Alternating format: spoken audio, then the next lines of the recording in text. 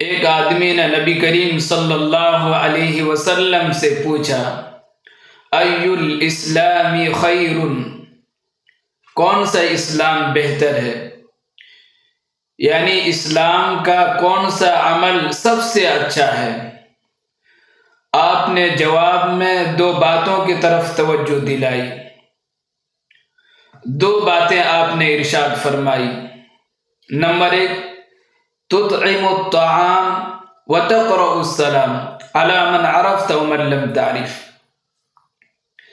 آپ نے فرمایا تم کھانا کھلاؤ، یعنی مسکینوں کو، ضرورت مندوں کو، حاجت مندوں کو، اور صرف کھانے ہی کی شکل میں نہیں بلکہ ضرورت مند کو کسی طرح بھی ضرورت کو پوری کی جائے، چاہے وہ گلے کے شکل میں ہو، کپڑے کے شکل میں ہو، صدقہ کے شکل میں ہو، یا کوئی اور طریقے سے اگر اس کی ضرورت پوری کی جا سکتی ہو تو آپ نے اس بات کی طرف توجہ دلائی۔ دوسرے نمبر پر آپ نے فرمایا وَتَقْرَؤُ السَّلَامَ عَلَى مَنْ عَرَفْتَ وَمَنْ لَمْ تَعْرِفْ، تم سلام کرو جس کو پہچانتے ہو اس کو بھی، اور جس کو نہیں پہچانتے ہو اس کو بھی۔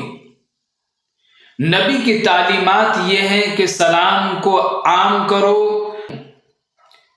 جو مسلمان ہے اس کو سلام کیا جائے، تخصیص نہ کی جائے کہ ہم اس کو پہچانتے ہیں تو سلام کریں گے، نہیں پہچانتے ہیں تو سلام نہیں کریں گے۔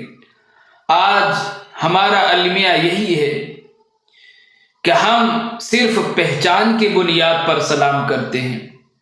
ہم اس کو پہچانتے ہیں السلام علیکم، نہیں پہچانتے ہیں، کوئی عالم ہو، کوئی مفتی ہو، کوئی ٹوپی اور داڑھی والا ہو، پہچانتے نہیں ہیں اس لیے سلام نہیں ہے۔ نبی کی تعلیمات ہے کہ مسلمان ہونے کی بنیاد پر، اسلام کے ماننے والے ہونے کی بنیاد پر سلام کیا جائے، تخصیص کی بنیاد پر نہیں، پہچان کی بنیاد پر نہیں۔